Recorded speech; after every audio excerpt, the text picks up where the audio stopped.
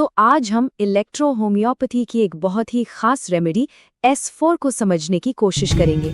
देखते हैं कि हमारी सोर्स मटेरियल इसके बारे में क्या-क्या बताती है। अच्छा, एक सवाल से शुरू करते हैं। कोई ऐसी रेमेडी है जो शरीर में छुपी हुई बहुत पुरानी बीमारियों पे काम करती हो? S4 इसी पहेली को सुलझाने का दावा करती है। ठीक है, तो आज हम क्या-क्या देखने वाले हैं। पहले तो हम S4 का एक इंट्रोडक्शन लेंगे, फिर इसके 4 मेन एक्शन क्या हैं वो समझ लेंगे। स्प्लीन यानी प्लीहा पर इसका क्या खास असर है ये भी देखेंगे। फिर देखेंगे कि इसे कहाँ-कहाँ इस्तेमाल किया जा सकता है और आखिर में इसकी सही पोटेंसी कैसे चुनी जाती है इस पर भी बात करेंगे। चलिए शुरू करते हैं सेक्शन 1 से, S4 का परिचय। तो आखिर ये S4 है क्या और इसका इस्तेमाल पुरानी और छुपी हुई बीमारियों के लिए ही क्यों होता है? देखिए, सोर्स मटेरियल के हिसाब से S4 कोई एक सिंगल दवा नहीं है, ये असल में एक कॉम्बिनेशन है। इसे S2 और वेनेरियो ग्रुप की रेमेडीज को मिलाकर तैयार किया गया है। और इसका मेन टारगेट क्या है? वो बीमारियां जो शरीर में बहुत लंबे समय से हैं या फिर छुपी हुई हैं।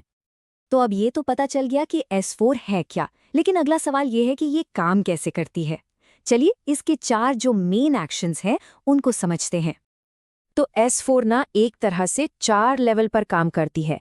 सबसे पहला काम है इसका लिम्फ को साफ करना, जिससे छुपी हुई बीमारियां सतह पर आ जाती हैं।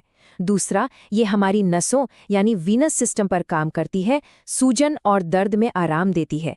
तीसरा, इसका असर यूरिनरी सिस्टम पर भी है, मतलब पुरानी यूरिन की दिक्कतें और पथरी में काम आती है। और चौथा और बहुत ज़रूरी, ये सीधे स्प्लीन यानी प्लीहा पर काम करके उसकी कमज़ोरी को ठीक करती है। तो ये चारों एक्शन मिलकर एक पूरा असर डालते हैं। अच्छा, अभी हमने बात की कि S4 की 4 कामों में से एक है प्लीहा यानी स्प्लीन पर एक्शन। सोर्स मटेरियल में ना इस अंग को बहुत ज़्यादा इंपॉर्टेंस दी गई है। तो आइए ज़रा इसे करीब से जानते हैं कि आखिर ये इतना ज़रूरी क्यों है। तो ये प्लीहा या जिसे इंग्लिश में स्प्लीन कहते हैं, ये होती कहाँ है? ये हमारे पेट के ऊपरी बाएं हिस्से में पसलियों के ठीक नीचे होती है। और इसका साइज आप अंदाजा लगा सकते हैं, ये लगभग एक एवोकाडो के बराबर होती है। कितना आसान है याद रखना। साइज में भले ही ये छोटी लगे, लेकिन इसके काम बहुत बड़े बड़े हैं। ये पुरानी खराब हो चुकी रेड ब्लड सेल्स को खत्म करती है, इमरजेंसी के लिए ब्लड स्टोर करके रखती है, और सबसे जरूरी काम, ये हमारे शरीर की इम्यूनिटी को, मतलब रोगों से लड़ने की ताकत को मजबूत बनाती है। ठीक है, तो अब हम ये समझ चुके हैं कि S4 लिम्फ, नसों, यूरिनरी सिस्टम और स्प्लीन पर काम करती है। तो अब बात करते हैं प्रैक्टिकल एप्लीकेशन की, मतलब असल में कौन-कौन सी बीमारियों में इसका इस्तेमाल होता है। जैसे हमने बात की थी कि इसका यूरिनरी सिस्टम पर असर होता है, तो इसीलिए इसका इस्तेमाल पुरानी सिस्टाइटिस में, गुर्दे या पित्ताशय की पथरे में, और अगर किसी को बार बार UTI होता है तो उन केसेस में किया जाता है। ठीक वैसे ही, क्योंकि ये नसों पर भी काम करती है, तो वेरिकोज वेन्स, बवासीर, चाहे वो खूनी हो या बादी, और नसों से जुड़ी दूसरी सर्कुलेशन की प्रॉब्लम्स में भी इसका इस्तेमाल होता है।